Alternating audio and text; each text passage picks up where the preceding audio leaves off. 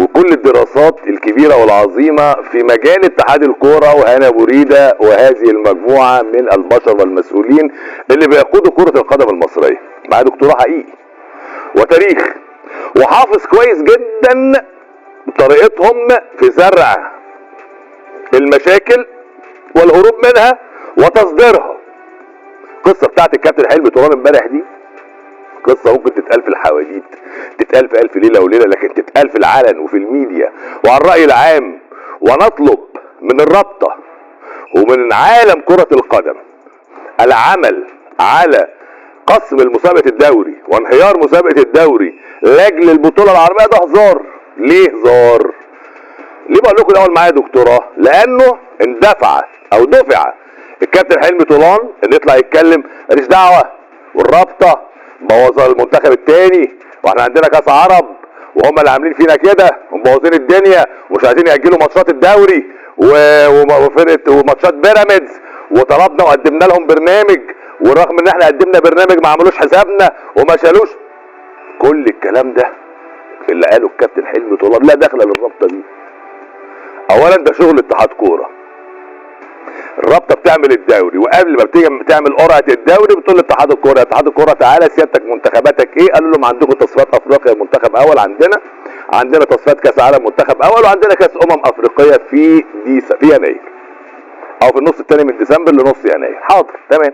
تعمل حسابها مع الوضع في الحسبان انه على الاقل يكتمل الدور الاول قبل بدايه كاس وانه الدوري يخلص بالكتير من 18 ل 22 مايو عشان حسام حسن يبقى عنده فرصه شهر يستعد.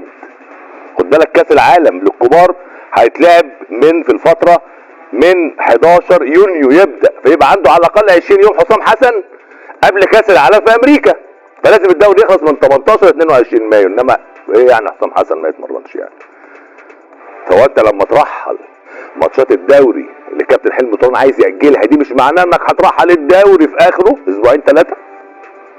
خد بالك بيراميدز لما كسب اهلي جده وتأهل للسيمي فاينل الانتر كونتيننتال اترحلت ماتشاته في الدوري. طب الرابطه تعمل ايه؟ طب هل الرابطه تقدم لها زي ما الكابتن حلمي قال فعلا خطه هذا المنتخب وافقت عليها؟ لم يحدث واتحدى اتحاد الكوره. انا بقول للكابتن حلمي الكلام ده اذا كنت قدمته لاتحاد الكوره عشان يقدمه للرابطه، انا بقول لك اتحاد الكوره ما بعتش للرابطه حاجه. انا بقول لك اتحاد الكوره يا كابتن حلمي ما بعتش، هو اتحدى اتحاد الكوره يطلع مخاطبه رسميه للرابطه يقول له ده برنامج المنتخب الثاني اعمل حسابه. انا قلت له ليه؟ هو المنتخب الثاني اقصد يعني اعمل حسابه. لم يحدث. دكتوراه يا فندم.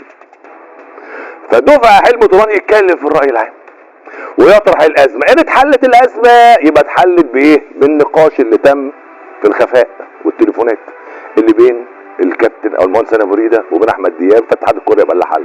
طب اذا ما اتحلش يبقى مين اللي يتهاجم؟ حلمي طولان. حلو كده؟ طيب انا عندي سؤال مهم. هو اساسا المنتخب الثاني لما اتعمل ايه فكرته؟ هو اتعمل عشان ياخد كاس العرب ولا اتعمل عشان يبقى رافض رئيسي للمنتخب الاول؟ دي نمره واحد. نمره اتنين، هو المنتخب الثاني لما اتعمل هل اتعمل بما هو متاح من لاعبين ولا اتعمل عشان هو يفرض لاعبين فتؤجل المسابقات؟ واحنا ناقصين؟ هو احنا ناقصين؟ كاس العرب مهمه، بس ما تنساش ان هي مش في الفيفا ديت اصلا. يعني ما فيش نادي ما يقدرش يجيب محترف. يعني الكابتن حسام حسن مثلا مش واخد اكرم توفيق كاس يقدر ياخده كابتن حلمي طولان لو وافق له النادي بتاع القطري، لان البطوله في قطر ممكن يوافق له. لكن ممكن ياخد لعيب في اوروبا، ممكن ياخد لعيب في اي دوري تاني. طب احمد حجازي معتذر على المنتخب، وعبد الله السعيد اعتذر على المنتخب، هل استطاع اتحاد الكوره ان ياخد معاه موقف او يعاقبه؟ لا، لان دي ماتشات لا تجبر الانديه على منح لاعبيها لهذه المنتخبات. مش في الفيفا ديت. يعني افرض الاهلي جه قال لي كابتن حلمي انا مش هديك حسين الشحات، خلاص مش هيدوله. حسين الشحات كده كده مصاب، انا بدي مثال يعني. اي نادي لو عايز اي لاعب، كابتن حلمي مشكلته ان عنده ماتشات، والنادي بيراميدز لما اتاجلت له الماتشات فتاجلت ليوم 6 و9 ديسمبر، وده هيتعارض مع مواعيد البطوله.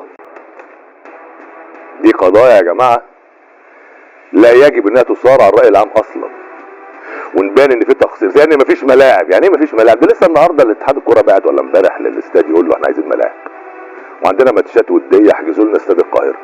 في حاجه اسمها روح استاد القاهره، هيقولوا لا ما تلعبش. الناس بتاعت الاستاد قالت لك الكلام ده ما حصلش يا جماعه، وبالوثائق وبالمستندات. انا عايز اقول لكم يعني الاخبار والعناوين واوريكم الردود بتاعت الناس في الاستاد ونبان شكلنا كده. تحط الرابطه في جمله وان الرابطه اللي بتحارب المنتخب الثاني، هذا المنتخب شكل بما هو متاح من لاعبين. كابتن حلمي نفسه في بدايه مهمته قال كده عندنا قاعده كبيره ولاعيبه كتيره مش محطوط العين عليها.